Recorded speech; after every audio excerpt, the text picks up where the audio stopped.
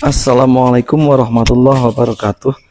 Selamat berjumpa kembali anak-anak. Semoga hari ini dan hari-hari berikutnya kita selalu dalam keadaan sehat walafiat.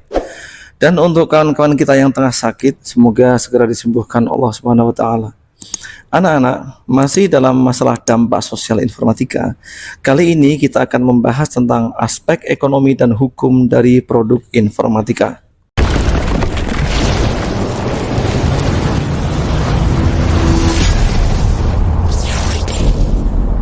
Sebuah produk informatika memiliki aspek ekonomi dan dampak hukum. Bagaimana aspek ekonomi dan hukum dari sebuah produk informatika?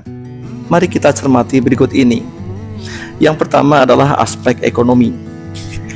Industri perangkat keras dan perangkat lunak berkembang sejak ditemukannya komputer. Mula-mula, perusahaan perangkat keras mainframe dan mini komputer yang muncul, misalnya IBM, Hitachi, Univac, dan berbagai merek lainnya.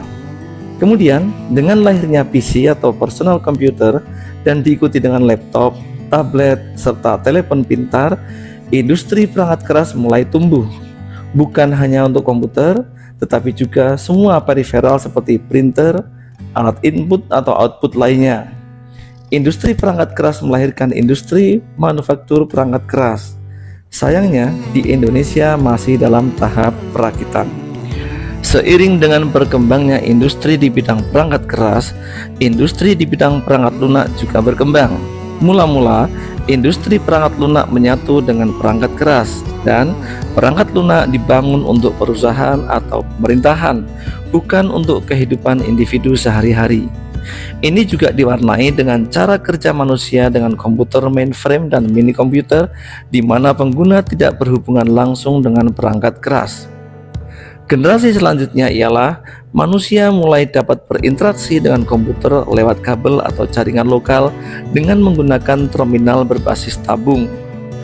Komputer hanya dipakai para profesional di kantor atau untuk para periset di laboratorium. Dengan lahirnya PC, komputer makin dipakai di rumah dan untuk kehidupan sehari-hari. Perkembangannya didukung dengan lahirnya internet. Komputer sekarang sudah dalam genggaman manusia dalam bentuk telepon pintar. Industri perangkat lunak berkembang pesat untuk memenuhi kebutuhan manusia berinteraksi dengan komputer atau manusia berinteraksi dengan manusia lainnya, baik dalam kelompok maupun individual. Berbeda dengan industri manufaktur perangkat keras, makin banyak diciptakan perangkat lunak. Apalagi dengan makin murahnya komputer dan perangkat lain sampai dengan telepon pintar, perangkat lunak makin banyak menunjang kehidupan sehari-hari dalam berbagai bidang. Perangkat lunak diperlukan menunjang kehidupan sehari-hari, misalnya untuk berkomunikasi dan unjuk diri di dunia digital, edukasi, perdagangan, atau bisnis. Inovasi di abad digital melahirkan bisnis bidang teknologi informasi yang makin dibutuhkan. Hampir semua sektor pemerintahan dan bisnis mengubah cara berbisnis dengan menyediakan jasa layanan online. Anak-anak muda yang kreatif menumbuhkan perusahaan-perusahaan dari garasi yang melahirkan perusahaan raksasa di bidang teknologi informasi seperti Microsoft, Apple, Google, dan Facebook. Industri berbasis teknologi informasi tumbuh pesat dengan yang terkenal misalnya Silicon Valley.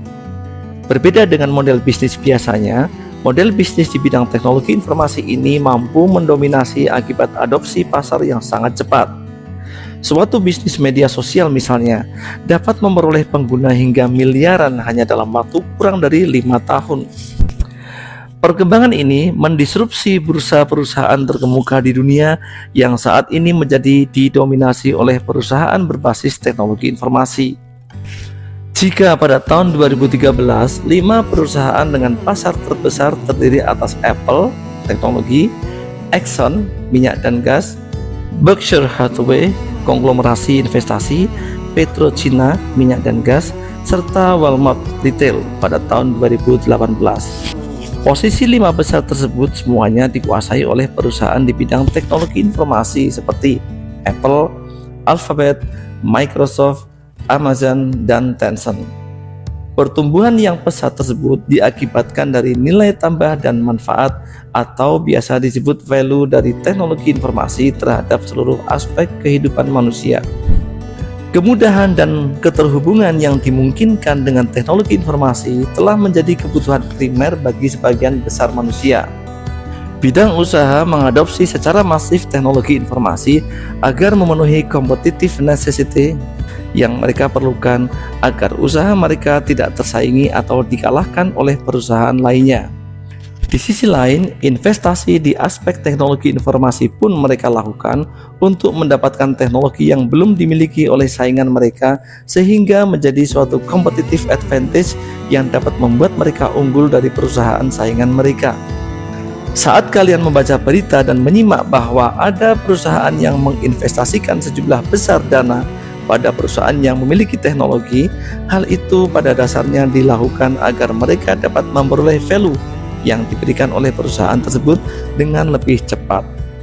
Di sisi konsumen, value tersebut dirasakan di berbagai aspek kehidupan. Pada dasarnya, value tersebut berupa suatu kemudahan dan kenyamanan untuk melakukan suatu aktivitas, serta kemudahan untuk berhubungan atau berkomunikasi dengan pihak yang menawarkan layanan. Pada sisi hubungan sesama manusia, media sosial menjadi tidak terpisahkan dengan kehidupan. Misalnya, mulai dari tingkat keluarga, teman, hingga pekerjaan, memanfaatkan grup media sosial untuk berkomunikasi hingga berkolaborasi terlepas dari tempat dan waktu. Transaksi yang makin mudah dan variatif dengan adanya perdagangan daring atau e-commerce memudahkan kita memperoleh barang atau jasa yang kita inginkan. Bagi sisi pedagang pun, hal ini membuat mereka dapat menjangkau konsumen di belahan dunia yang lain. Mengadakan perjalanan pun makin mudah dengan banyaknya penyedia layanan digital untuk membeli tiket perjalanan dan hotel, lengkap dengan ulasan dari pengunjung-pengunjung sebelumnya. Pada akhirnya, muncul beberapa aplikasi yang menyediakan beragam layanan hanya dalam satu aplikasi yang disebut aplikasi super atau super app. Melihat peluang tersebut, berbagai perusahaan rintisan atau startup hadir di Indonesia. Data dari Badan Ekonomi Kreatif yang sekarang telah bergabung dengan Kementerian Pariwisata dan Ekonomi Kreatif menyebutkan bahwa ada 992 perusahaan rintisan di bidang teknologi di Indonesia pada tahun 2018. Sebanyak 352 berada di bidang perdagangan elektronik, 53 berada di bidang teknologi finansial, 55 di bidang video game, dan 532 lainnya tersebar di berbagai kategori. Pada tahun 2016, dari pendapatan domestik bruto sebesar 922,59 triliun rupiah, subsektor aplikasi dan video game menyumbang 1,86% dari jumlah tersebut. Di wilayah Asia Tenggara yang memiliki unicorn atau nilai valuasi di atas 1 miliar dolar Amerika terbanyak di wilayah Asia, Indonesia melahirkan 4 dari 8 perusahaan dengan nilai valuasi terbesar, yaitu Gojek, Traveloka, Tokopedia, dan Bukalapak. Pemerintah Republik Indonesia melalui berbagai badan membuat banyak program untuk melahirkan lebih banyak lagi perusahaan rintisan dan juga meningkatkan jumlah talenta digital yang siap menjadi penggeraknya. Nilai valuasi atau harga dari suatu perusahaan rintisan dilihat dari value yang mereka berikan. Berbeda dengan bisnis pada umumnya yang melihat dari seberapa besar keuntungan yang mereka hasilkan pada suatu periode. Beberapa indikator dari besarnya value tersebut dapat dilihat jumlah pengguna layanan tersebut dan jumlah investasi yang diberikan oleh para investor pada perusahaan rintisan tersebut. Nilai valuasi tersebut menjadi sebuah ukuran untuk yang dapat digunakan untuk menjual kepemilikan atas perusahaan rintisan tersebut. Kalian mungkin pernah mendengar cerita tentang suatu perusahaan yang mengakuisisi atau membeli perusahaan rintisan. Proses akuisisi tersebut dilakukan dengan melihat nilai valuasi tersebut. Selain keuntungan yang dihasilkan dari valuasi inilah para pendiri perusahaan rintisan atau biasa disebut founder mendapatkan keuntungan. Para pendiri ini melahirkan perusahaan tersebut berdasarkan hasil pemikiran mereka saat melihat fenomena dan permasalahan yang terjadi di masyarakat. Mereka mengaitkan hal tersebut dengan potensi yang diberikan oleh teknologi informasi untuk menyelesaikan permasalahan tersebut. Misalnya, mengapa ojek online lahir? Karena penggagasnya berpikir untuk memberi solusi bahwa Orang perlu cepat, sedangkan di kota seringkali banyak kemacetan. Dengan sepeda motor akan lebih cepat, supaya lebih mudah pemesanannya online. Tidak perlu pergi ke pangkalan ojek. Tukang ojek pun dapat berada dimanapun untuk menerima order. Itu semua merupakan hasil pemikiran. Oleh karena itu, hasil pemikiran intelektual tersebut perlu dilindungi secara legal agar tidak menimbulkan sengketa. Perlindungan ini diberikan dalam bentuk hak kekayaan intelektual. Hak kekayaan intelektual atau intellectual property rights adalah hak yang timbul dari hasil olah pikir yang menghasilkan suatu produk atau proses yang berguna untuk manusia. Pada intinya, kekayaan intelektual adalah hak untuk menikmati secara ekonomis hasil dari suatu kreativitas intelektual, termasuk software. Hasil kreasi dari berpikir itu menimbulkan inovasi. Jika diwujudkan, dapat menjadi produk-produk yang bernilai bagi masyarakat dan bernilai ekonomi serta mengangkat martabat bangsa, merupakan suatu pengindustrian intelijensi. Bidang informatika sangat berpotensi untuk berkontribusi dalam pengindustrian intelijensi dengan menghasilkan produk-produk yang meningkatkan berfungsinya sains dan teknologi di dalam tata kehidupan bermasyarakat yang akan membawa masyarakat Indonesia lebih mampu mewujudkan kemerdekaan berbangsa dan bernegara. Dikutip dari Sasvinarti 2017. Ayo berdiskusi aspek ekonomi produk informatika. Pada bagian ini, kalian akan berdiskusi secara berkelompok pada satu atau lebih topik tertentu. Ikutilah instruksi dari guru di kelas. 1. Carilah di internet berbagai gerai digital yang disebutkan di atas. Golongkanlah sesuai area bisnisnya, misalnya transportasi, travel, finansial, kesehatan, makanan dan minuman, jasa, dan lain-lain. Rangkum dalam sebuah tabel berikut. Perhatikanlah bahwa sesuai dengan namanya, biasanya perusahaan memulai dengan satu area bisnis tertentu. Dalam perjalanannya, mereka membuka layanan satu pintu untuk berbagai transaksi lainnya. Menurut kalian, mengapa mereka melakukan hal itu? 2. Beberapa anak muda yang sering bepergian ke luar negeri menerima jasa titipan belanja. Mereka menawarkan jasanya secara online lewat media sosial. Berkat itu, mereka bisa menikmati lebih sering bepergian gratis, dan yang menitip pun senang karena mendapatkan barang yang sulit diperoleh di Indonesia dengan mudah tanpa harus bepergian ke luar negeri yang ongkosnya mahal, dan untuk barang tertentu bisa bebas pajak. 3. Media sosial yang semula dimaksudkan untuk berkomunikasi dan bergaul di dunia maya menjadi sarana bisnis. Menurut kalian, apakah hal ini sah-sah saja? 4. Generasi muda zaman sekarang makin sedikit membaca koran. Di zaman dulu, setiap pagi orang menanti kedatangan pengantar yang membawa koran ke rumah atau membeli koran yang ditawarkan di perempatan jalan. Beberapa koran sudah beralih ke koran digital, dan selain tetap menjual koran dalam media cetak, mereka membuka situs internet yang menyediakan layanan berita berbayar dan juga ada yang secara gratis. Menurut kalian, bagaimana masa depan koran dan profesi pengantar koran tersebut? 5. Pernahkah kalian membuka aplikasi untuk menonton video atau musik? Aplikasi untuk menonton video tersebut memungkinkan kalian menonton video yang dititipkan di situs mereka, dan jika dibuka publik, siapa saja dapat membuka video kalian. Dengan aplikasi pemutar video, kalian dapat menikmati berita, belajar, nonton film hiburan, dan sebagainya. Namun, seringkali di awal ditayangkan iklan yang harus dibaca dan hanya dapat dilewati atau skip setelah beberapa detik. Berikan pendapat kalian. A. Apakah kalian terganggu dengan iklan yang muncul tanpa kalian minta? B. Mengapa ada iklan tersebut? Andai kata kalian memilih situs video atau berita, mengapa kalian mengizinkan perusahaan lain menayangkan iklan di lapak kalian? C. Tanyakan orang tua atau keluarga kalian yang berasal dari generasi sebelumnya. Mereka tidak mengenal aplikasi video, dan jika ingin menonton film, mereka pergi ke gedung bioskop. Apakah iklan yang diputar pada saat menonton film? D. Seandainya kalian ingin menonton tanpa iklan sama sekali, mungkinkah mematikannya? Lalu bagaimana caranya? 6. Selain koran, buku juga makin banyak dalam bentuk elektronik. Sama dengan perangkat lunak, ini menimbulkan masalah karena dengan mudah dapat dibagikan filenya. Jika dalam perpustakaan dunia nyata buku dapat dikembalikan, tidak demikian halnya dengan beberapa perpustakaan digital yang dioperasikan.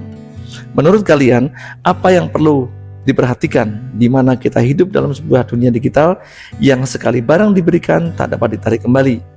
6. Dalam kaitannya dengan aspek ekonomi, apa pendapat kalian yang perlu dilakukan? Ayo kita renungkan.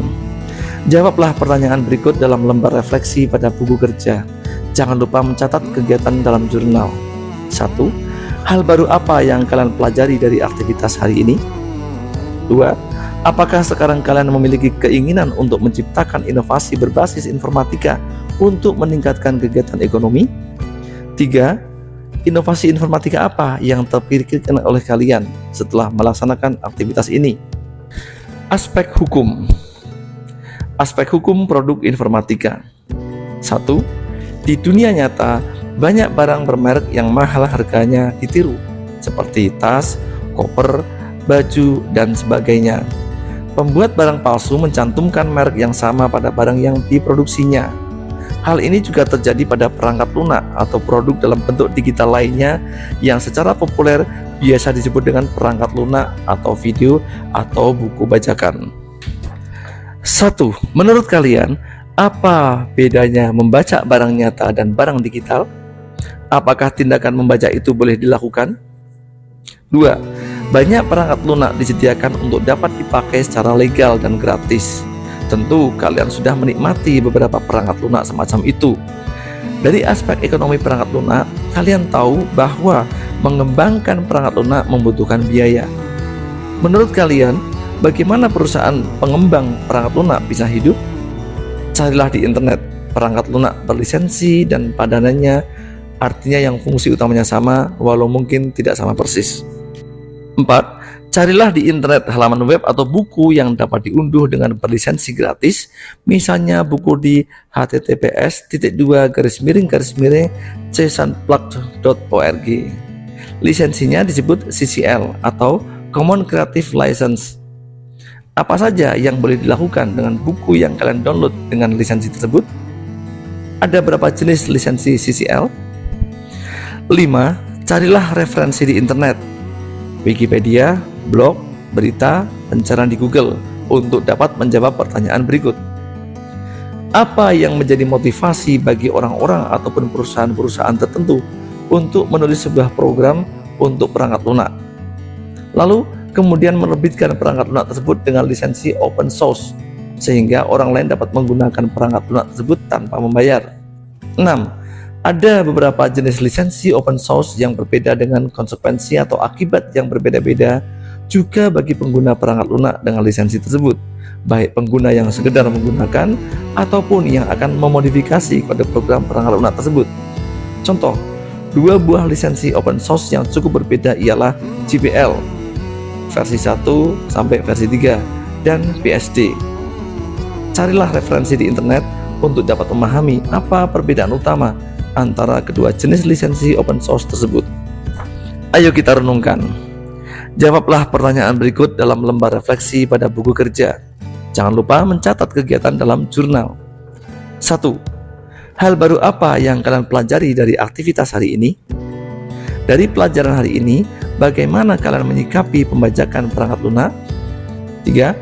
Apakah kalian menjadi tertarik untuk menghasilkan karya intelektual yang dapat digunakan secara bebas oleh orang lain demi manfaat bagi orang banyak? Mengapa? Anak-anak, untuk video kali ini cukup sampai di sini dulu. Selamat belajar, selamat beraktivitas, semoga sukses. Wassalamualaikum warahmatullahi wabarakatuh.